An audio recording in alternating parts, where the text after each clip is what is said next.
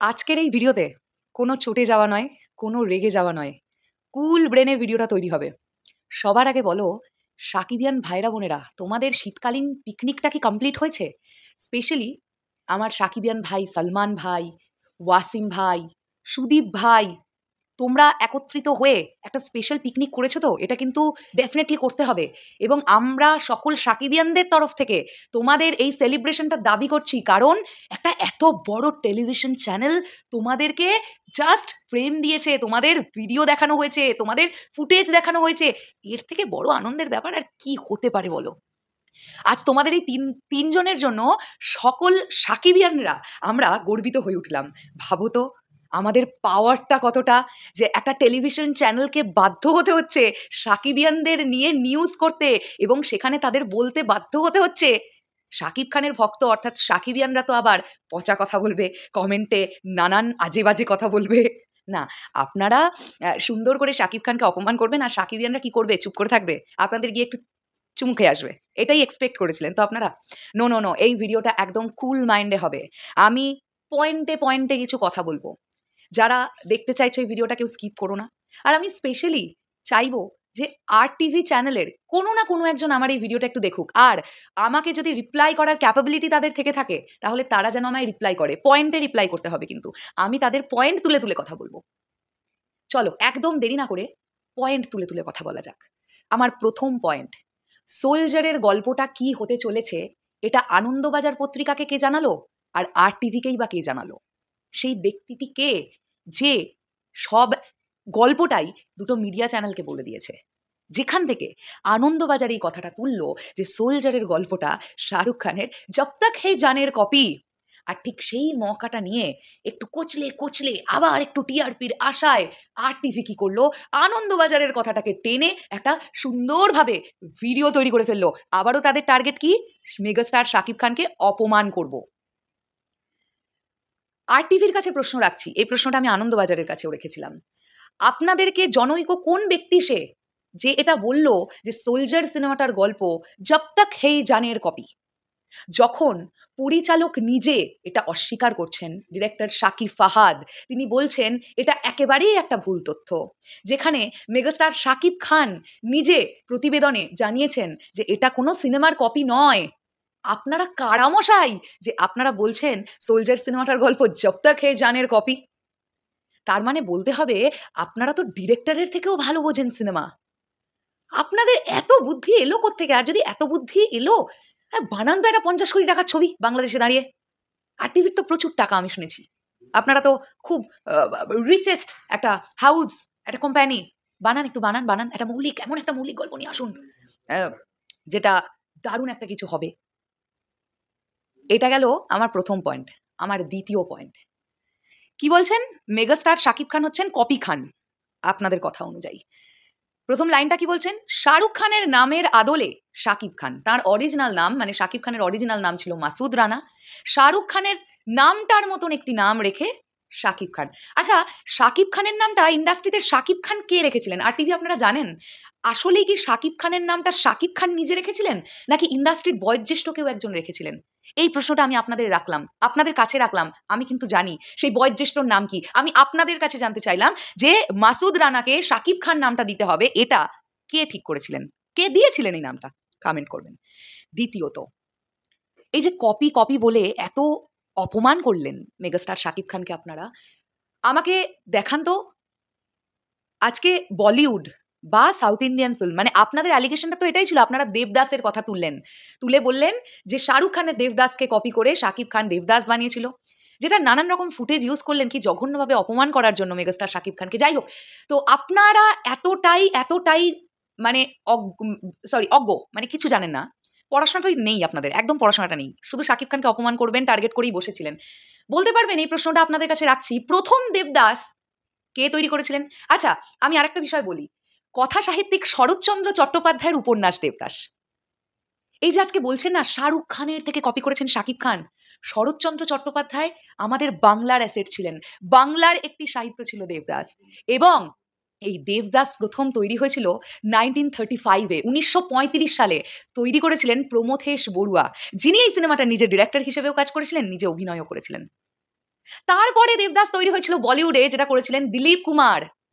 তারপরে দেবদাস হয়েছিল যেটা করেছিলেন শাহরুখ খান। আর তারপরে দেবদাস হয়েছিল প্রসেনজিৎ চ্যাটার্জি করেছিলেন। আর ওপার বাংলায় মানে বাংলাদেশে শাকিব খান করেছিলেন। এই যে বলছেন না শাহরুখ খানকে কপি করেছেন শাকিব খান, তাহলে সবার আগে প্রমথেশ বড়ুয়াকে কপি করেছিলেন দিলীপ কুমার। এইসব পয়েন্ট তো বোধহয় আপনাদের কাছে নেই, জানেনই তো না মনে হয় কিছু। নাহলে একটা মানে এরকম রেপুটেটেড, যাই হোক আপনাদের কি আর রেপুটেটেড চ্যানেল বলবো, গতকালের পর থেকে আপনাদের এখন রেপুটেশনের ধাজ্জা উড়ে গেছে সব। যাই হোক, তাও তো আপনাদের টেলিভিশন বা আপনাদের নিউজ লোকজন দেখতো। আপনারা তো খুব নাম করা প্রচুর নাটকও আপনাদের ইউটিউব চ্যানেলে আছে, আমি নিজেই দেখেছি। যাই হোক, আপনারা তো ধরুন প্রডিউস করেছিলেন মেগাস্টার শাকিব খানের ছবি, তারপর থেকে মেগাস্টার শাকিব খান অনেকগুলো কারণের পরে আপনাদের সাথে ছবি করবেন না বলেছেন, কোনোভাবেই মানুষটাকে রাজি করাতে পারছেন না, তাই যাতা করছেন এই মানুষটাকে নিয়ে। আরও একটা মজাদার ব্যাপার শুনুন। আজকে আমরা এটা সবাই জানি, কাপুর ফ্যামিলি, জানেন তো কাপুর ফ্যামিলিতে কে কে আছেন, কে কে ছিলেন। বলা হয় কাপুর ফ্যামিলি না থাকলে আজ বলিউড তৈরি হতো না।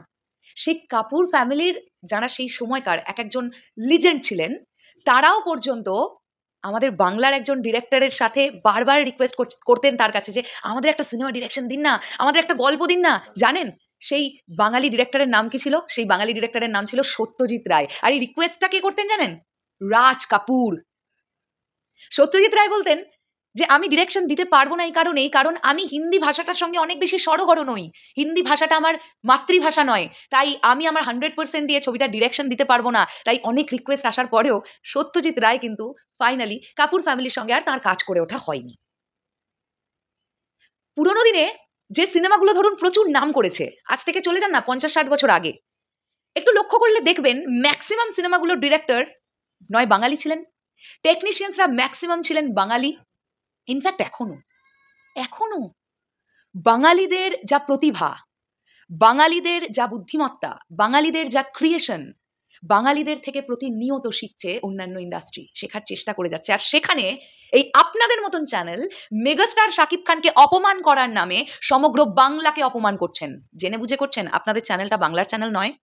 কোন ভাষায় কথা বলেন? উগান্ডা ভাষায়। লজ্জা করে না আপনাদের একটুও? আচ্ছা ছাড়ুন, সবচেয়ে লজ্জাজনক বিষয় কি, সেদিন আপনাদের আগের ভিডিওটা সাকিব ভাইয়াকে টার্গেট করে ভিডিওটা করার পরে নানান সাকিবিয়ান ভাইরা বোনেরা আপনাদের এগেনস্টে ভিডিও বানিয়েছিল, স্বাভাবিক। আপনাদের কতটা টিআরপির প্রয়োজন যে সাকিবিয়ানদের ফুটেজ আপনারা ইউজ করে দেখাচ্ছেন, সেখানে নানান রকমের যেমন মিমস আছে, আপনাদেরকে ভেঙানোর ভিডিও আছে, এইগুলোও দিচ্ছেন, আপনাদের একটুও লজ্জাবোধ হচ্ছে না। আর আমি একটা কথা বলতে চাই, আমার এই উপস্থাপিকার জন্য আগেরবার মায়া হয়েছিল, আমার মনে হয়েছিল উনি কী বা করবেন, উনি তো মাস গেলে চাকরি করেন, ওটা পয়সা পান, ওনাকে ওটা করতে হবে। বাট গতকালের পর থেকে আমি বলছি উনি ভীষণ ডেসপারেট এবং একদম ঠেঁটা টাইপের একটি মহিলা। First of all she is desperate women and একদম পাকা একটা ঠেঁটি রানী, ঠিক আছে?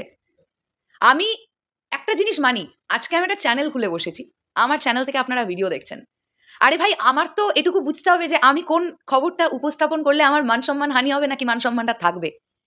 এই মেয়েটি উপস্থাপিকা কি পরিমাণ পচা কথা পেয়েছে কমেন্ট বক্সে, তারপরেও মেগাস্টার শাকিব খানকে নিয়ে এরকম নেগেটিভ অ্যাপ্রোচে একটা ভিডিও তৈরি করতে একটুও গায়ের চামড়াটা মনে হলো না যে আমার চামড়াটা মোটা হয়ে যাচ্ছে?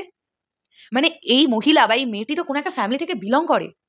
আমার এটাই শুধু ভাবনার ব্যাপার যে সে কি শুধুমাত্রই মানি ইনকাম, আর আমি একটা চ্যানেলের ফেম হয়ে আছি, এটাই আমার কাছে সব। আমার কাছে আমার নিজের ইজ্জত বলে কিছু নেই। মুখ ইজ্জতের কথা বলছি, আবার কেউ ভাববেন না যে আমি তাকে চরিত্রহীন বললাম, সেটা বলার রাইট আমার নেই। মুখ ইজ্জতটা রাখতে হবে না? মানে আমার তো মনে হয় 70% 80% মানুষ ওনাকে যা তা বলে অপমান করেছে, তারপরে আবার সেই ফুটেজগুলো ওই ভিডিওর মধ্যে অ্যাটাচ করে উনি প্রেজেন্ট করছেন ভিডিও। এরকম নির্লজ্জ মহিলা আমি বাপের জন্মে দেখিনি, এরকম উপস্থাপিকা আমি বাপের জন্মে দেখিনি, অন গড। এবং এরকম টেলিভিশন চ্যানেলও দেখিনি, খুব রেয়ার দেখেছি যে কোনো একটি ফ্যান বেজের কোনো কিছু ফ্যান্সদের নিয়ে এরকম ভিডিও তৈরি করে ভিডিও উপস্থাপন করে এবং সেখানে লিটারালি বলছে যে এই ফ্যান বেসটাকে ভয় পাচ্ছে, কিন্তু তাও ভিডিও উপস্থাপন করছে কারণ তাদের টিআরপির দরকার। চ্যানেল একেবারে চলছে না, কেউ দেখছে না, এরকম একটা অবস্থা। আমি একটা কথা বলি শুনুন, আপনাদের মনে হয় আপনাদের চ্যানেলের প্রতি মায়া নেই, মানে আপনার জায়গায় আমি থাকলে আমি ভয় পেতাম। প্রথম নিউজটা উপস্থাপন করার পরে যখন দেখতাম এত বড় নেগেটিভিটি হয়ে যাচ্ছে, সেকেন্ড নিউজটা উপস্থাপন করার আগে পালিয়ে যেতাম। আপনাদের চ্যানেলের ভয় নেই কেন বলছি জানেন? আজকে মেগাস্টার শাকিব খান যদি একটা মানহানির মামলা ঠোকে না আপনার চ্যানেলের এগেইনস্টে, আপনি পালিয়ে কুল করতে পারবেন না। সমস্তটা বন্ধ হয়ে যাবে, ঠিক আছে? ইনফ্যাক্ট যে শোটা দিয়ে এগুলো করছেন, শোটা বন্ধ হয়ে যাবে। একটা মানহানি মামলা যদি মেগাস্টার শাকিব খান ঠোকেন। কারণ গতকালের ভিডিওটাতে যেভাবে মেগাস্টার শাকিব খানকে পার্সোনাল অ্যাটাক করেছেন আপনারা, এটার জন্য খুব ইজিলি মানহানি মামলা দেওয়া যায়। আপনারা যে কথাগুলো বলেছেন সেগুলো কোর্টে গিয়ে প্রমাণ করতে পারবেন তো? আপনাদের কিন্তু প্রমাণ করতে হবে সোলজার সিনেমাটা জব তাক হে জানের কপি। ওসব তখন আনন্দবাজার, দুঃখবাজার, বেদনাবাজার ছাড়ুন। যখন দেখবেন না আচ্ছা করে একখানা মানহানির মামলা খেয়েছেন, দেখবেন আপনার পাশে কোনো আনন্দবাজারও নেই, দুঃখবাজারও নেই, বেদনাবাজারও নেই। লেজ গুটিয়ে তারাও তখন পালাবে। কাজেই একটু মান সম্মান রেখে খবর উপস্থাপন করুন। যদিও জানি আপনাদের গায়ের চামড়া মোটা হয়ে গেছে। এরপরে আরো হয়তো এই ধরনের আরো ক্রিঞ্জ কন্টেন্ট আপনারা প্রেজেন্ট করবেন, যেগুলো দেখে লোকে বমি করে ফেলবে, হয়তো লোকে হয়তো বন্ধ করে দেবে। আর আমি আমার সাকিবিয়ান ভাইদের বোনেদের বলবো, এই কন্টেন্টগুলো দেখে রেগে যেও না। একদম এদেরকে না জাস্ট ভাবো, এদের প্রতি মায়া করো। এদের টিআরপি নেই, এরা কি করবে? তাই জন্যে মেগাস্টার শাকিব খানকে নেগেটিভলি বিক্রি করে খাচ্ছে এরা। এরা জানে যে এরা কমেন্ট সেকশনে প্রচুর গালাগালি পাবে, সেটাই ওদের টিআরপি হিসেবে ওরা ইউজ করছে। কাজেই কেউ এদের নিয়ে রেগে যেও না, মায়া করো, মায়া করো। আর সাকিবিয়ান ভাইরা বোনেরা, এই মেয়েটাকে আর রাস্তাঘাটে পেলে ধরো না। এর মুখে শাকিব খান নামটা শুনতে ঘেন্না লাগছে আমার, অন গড বলছি, অন গড। কারণ এর কোনো যোগ্যতা নেই মেগাস্টার শাকিব খান, শাকিব খান নামটা উচ্চারণ করা। ভালো কথা খারাপ কথা তো পরে। আরে ভাই, আগে শাকিব খানের এই নখের ময়লার যোগ্যটুকু হরে, তারপরে শাকিব খানকে নিয়ে কথা বলবি। আমার খুব জানার ইচ্ছা, এই যে প্রেজেন্টার আছেন, এনার আসলেই শিক্ষাগত যোগ্যতা কতটা। দেখুন, আমি পুঁথিগত শিক্ষা নিয়ে কোনো কমেন্ট করবো না, বিকজ আই ডোন্ট নো যে উনি কতটা পড়াশোনা করে জার্নালিজমটা নিয়ে, কতটা পড়াশোনা করে উনি জার্নালিস্ট হয়েছেন বা উনি প্রেজেন্টার হয়েছেন। বাট ওনার যে একদমই একদমই যেটাকে আমরা বাহ্যিক শিক্ষা বলি, ওটা যে একদমই নেই, এটা একদম শিওর। ওটা যদি থাকতো, উনি সুদীপ ভাই, ওয়াসিম ভাই, সালমান ভাই ওই মিম কেন্দ্রিক ভিডিওগুলো দিল, ঠিক আছে, বাট ওই ভিডিওটা উনি অ্যাটাচ করিয়েছে চ্যানেল, যেখানে সুদীপ ভাই ওনার এই অ্যাঙ্গেলে ক্যামেরা ধরে বলছে শাকিব খানরা কিন্তু আপনার উপর রেগে গেছে। বাইরে ওনাকে পেয়ে তো সুদীপ গিয়ে ধরেছিল ক্যামেরাটা অন করে, সেই ফুটেজটা পর্যন্ত দিয়েছে। আপনারা ভাবতে পারছেন নির্লজ্জতার এক্সটেন্ড লেভেলটা কোন জায়গা পর্যন্ত গেছে? ছি, আমি আমার না ঘেন্না করছে এদের নিয়ে কথা বলতে। আমি ইন ফিউচার হয়তো আর কখনো বলবোও না। পারলে ভালো কিছু করুন। আবারও বলছি, পারলে ভালো কিছু করুন। এইগুলো করে আপনাদের সঙ্গে আর কোনো তফাৎ রইল না যেসব কন্টেন্ট ক্রিয়েটাররা জঘন্য জঘন্য কন্টেন্ট তৈরি করে তাদের সঙ্গে। কিছু মনে করবেন না। তারাও ভিউজ পায়, তারাও কমেন্ট পায়, তারাও গালাগালি পায়, আপনারাও তাই পাচ্ছেন। ইজ্জত বলে কিচ্ছু নেই। আরে ছি, ছি, ছি, ছি, ছি, ছি! শেষ করলাম ভিডিওটা। তোমাদের কি বক্তব্য এই বিষয়টাকে নিয়ে কমেন্ট করে জানিও। একটু ব্রড হলো যারা এতক্ষণ দেখলে। থ্যাংক ইউ সো মাচ সবাইকে। টাটা।